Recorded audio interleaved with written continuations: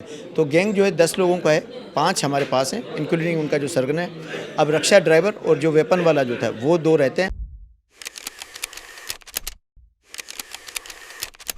शाह फैसल पुल के ऊपर जो डकैती होती है, जिसमें नाका लगाकर जिस तरीके से लूटा जाता है और उसकी फुटेजेस बाहर आती हैं, उस पर जो वावेला मचा, उसके बाद हमने यानी कि GTV डिजिटल के पे आपने वो स्टोरी देखी जो हमने ही कवर की थी, यानी कि मैंने साइमा कवल ने कवर की थी।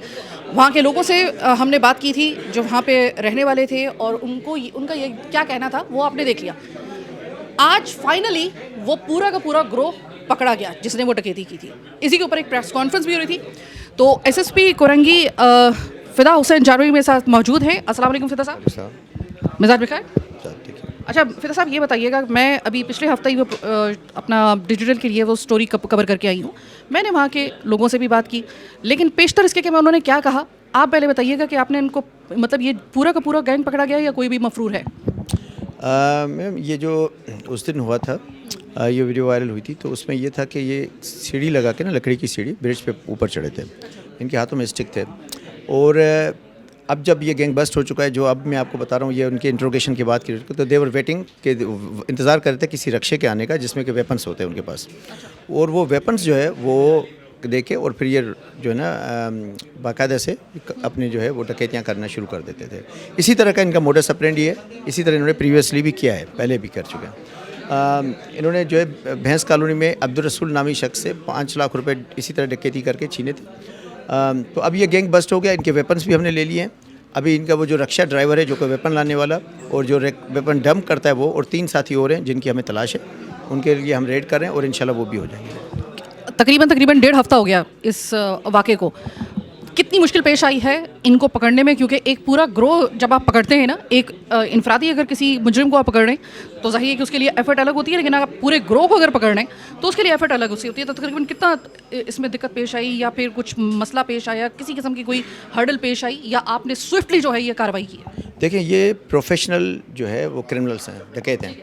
एक तो ये होता है ना कि किसी की दुकान पे कोई काम कर रहा है और पहली बार चोरी करे, और वो होता है कि मतलब एक अमेच्योर टाइप का ना, ये प्रोफेशनल जो है वो डकैत हैं। ट्रेंड,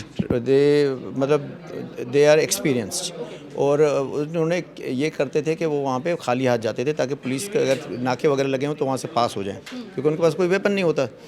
तो वो सीढ़ी लगा के या हाथों में स्टिक लेके किसी तरह के डर ऊपर पहुंचना और फिर वेपन्स को बाद में वहाँ पे पहुंचना, तो सच सीरियस थिंग। तो इसलिए हमने उनके ऊपर जो है हमने जियो फेंसिंग करवाई और हमने ह्यूमन सोर्सेज का जो है ना इस्तेमाल किया, क्योंकि ये बात जो है ना निकल जाती है कि किस तरह के थे, कैसे लग रहे थे, कहाँ से आए। फिर फुट ट्रैकिंग, जो कि हमारे पुराने टूल्स हैं पुलिस के, तो फुट ट्रैकिंग हमने यूज़ की कि कहाँ कहाँ तक इनके पहुँच जाए, फिर कहाँ से लेके उन्होंने कहाँ से गए होंगे, कौन सी बाइक यूज़ की या बाइक यूज़ की या पैदल गए, कौन से गोठ गए, कौन से शहर गए, कौन से कॉलोनी गए। तो इस तरह से हमने यूज़ किया और फिर हमें इनके जो सरगना जो हमने पकड़ा तो उसने पूरी बात हमें खोल के बताई, और उसके बाद हमने वहाँ वेपन्स तक भी पहुँच गए, उनके 4 साथी और भी गए। तो गैंग जो है 10 लोगों का है, 5 हमारे पास हैं, इंक्लूडिंग उनका जो सरगना है। अब रक्षा ड्राइवर और जो वेपन वाला जो था वो 2 रहते हैं, और 3 इनके बाकी साथी हैं जो इनके साथ होते हैं। मजबूरी तौर पर ये 10 से ज़्यादा लोग हैं, इनका ग्रुप है? 9-10 8 जो है वो डकैत के टाइप के, और 2 जो हैं वो इनके सहूलतकार हैं। ठीक है। अच्छा जामिल साहब, ऐसा है कि मैंने अभी लास्ट वीक जो थी ना, इसी के ऊपर मैंने डिजिटल स्टोरी की थी जो बहुत ज़्यादा देखी गई थी। तो वहाँ के जो मकामी लोग हैं उनका ये कहना है कि ये आए दिन इसी जगह पर इसी तरीके से डकैती होती है, और ये एक समझ लें कि एक प्रैक्टिस है, एक रूटीन का हिस्सा बन चुकी है वहाँ पर। तो क्या वजह है कि वहाँ पर क्या पेट्रोलिंग नहीं हो रही है पुलिस की? क्या कोई कमी बेशी है? कोई नाका नहीं लग रहा है? कोई मतलब चौकी नहीं है? जबकि चौकी तो मैं देख के भी आई हूँ वहाँ पर। देखें, अगर पुलिस नहीं होती तो फिर ये डकैती कामयाब हो जाती। पुलिस की वजह से वो भागें। एक तो अवामी रद्द-ए-अमल और प्लस पुलिस का वहाँ पे पहुँचना। ठीक है ना, फायर जो किए थे वो पुलिस ने किए थे जब वो वहाँ से भागे थे। तो ये है कि इन्होंने पहले कुछ महीने पहले भी कर चुके हैं वो, और कुछ दिन पहले इन्होंने किसी और जगह पे किया। ये गैंग है जो कि एक ही जगह पे एक ही टाइम पे नहीं, लेकिन रिपीटेडली इलाके में करते रहते थे। तो इस बार वो हमने जो है इनको पूरा बस्ट कर दिया है, और इंशाल्लाह ये जो है ना अब वाक़यात नहीं होंगे। Thank you. अच्छा, एक और चीज़ कि आप कह रहे हैं कि डकैती कामयाब नहीं हुई थी, लेकिन वहाँ के मकामी लोगों का कहना है कि डकैती ना सिर्फ कामयाब हुई थी बल्कि उसमें बकौल उनके कि हमने अपनी आंखों से ज़ख्मियों को जाते हुए देखा था, यानी कि उन्होंने जिनको ज़ख्मी किया था उनको जाते हुए देखा था। आप इस चीज़ की तस्दीक करेंगे या तरदीद मैं करेंगे? आपको एक बार बताऊं, जो भी अगर अल्लाह न करे अगर कोई ज़ख्मी हो जाता है डकैती के दौरान या कुछ होता है तो वो हॉस्पिटल जाते हैं और उसके बाकायदे से एंट्री होती है, MLO एंट्रीज होती हैं। और अगर कोई किसी शहरी जो है किसी के साथ अगर कुछ डकैती जब अगर कामयाब हो जाती है तो उसकी रिपोर्ट भी होती है। तो हमारे पास न 15 की ऐसी कोई रिपोर्ट है, न किसी पुलिस स्टेशन जो कि मलिर का वो थाना है जहाँ पे ये ब्रिज है, लेकिन इस साइड पे हमारे अवामी कॉलोनी का भी आता है। न अवामी कॉलोनी में, न शाह फैसल में, और न ही जो है वो शराफी गोट में कोई रिपोर्ट हुआ है। Thank you. जानवी साहब, कैन यू मेक श्योर कि नेक्स्ट टाइम ऐसा कोई इस तरह की डकैती नहीं होगी? क्योंकि इस एक डकैती की वजह से यकीन मानिए कि बाकी लोगों को तो पता नहीं, मैं कम से कम बहुत हिरासा हो गई थी। तो सोचिए कि बाकी लोग कितने हिरासा हुए होंगे जो फैमिलीज़ के साथ बाहर निकल रहे हैं। तो कैन यू मेक श्योर कि अब ये दोबारा कभी ऐसी वारदात नहीं होगी? आई कैन मेक श्योर कि मैं वहाँ पे नफरी बढ़ा दूँ और अब पूरी जितनी मेरे पास रिसोर्सेज हैं वो पूरे के पूरे I can make sure that. देखें, हमारा काम है क्राइम को रोकना, ठीक है। अब क्राइम तो पूरी दुनिया में कहीं पे भी हो सकता है। मैं तो इसकी गारंटी तो नहीं दे सकता कि कभी क्राइम नहीं होगा, लेकिन मैं आपको ये गारंटी दे सकता मैं दिन रात मेहनत करूँगा, मैं ये कोशिश करूँगा कि क्राइम ना हो, और अगर होता है तो मैं उसको डिटेक्ट करूँगा और जो मुल्ज़िमान हैं उनको कैफ़र किरदार तक ज़रूर पहुँचाऊँगा। Thank you so very much. सो ये थे फ़िदा हुसैन जानवीर साहब, यानी SSP कुरंगी। एक बहुत बड़ी वारदात हुई थी जिसने वाकई में पूरे शहर को जिस तरीके से खौफजदा कर दिया था।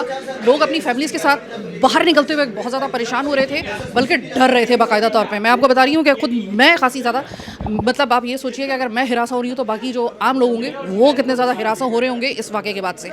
लेकिन अच्छी बात ये हुई कि सिर्फ 1.5 हफ्ते के बाद ही जानवरी साहब ने जिस तरीके से कहा, फ़िदा हुसैन जानवरी साहब ने, कि हमने तकरीबन वो गैंग पकड़ लिया है, लेकिन अभी उनके कुछ साथी जो हैं वो अभी भी मफरूर हैं, जिनकी तलाश जारी है, होपफुली पकड़े जाएंगे। लेकिन सबसे अच्छी बात यह है कि इसमें फ़िदा हुसैन जानवी साहब से जब मैंने ये सवाल किया है कि आइंदा ऐसी कोई वारदात ना हो, कैन यू मेक श्योर अस, तो उन्होंने कहा yes, I can make sure you कि दोबारा ऐसी कोई वारदात नहीं होगी। लेट्स सी, इनके अल्फाज हम कोट कर रहे हैं, रजिस्टर्ड हो रहे हैं। लेट्स सी इसके बाद कोई ऐसा वाक़या होता है या नहीं होता।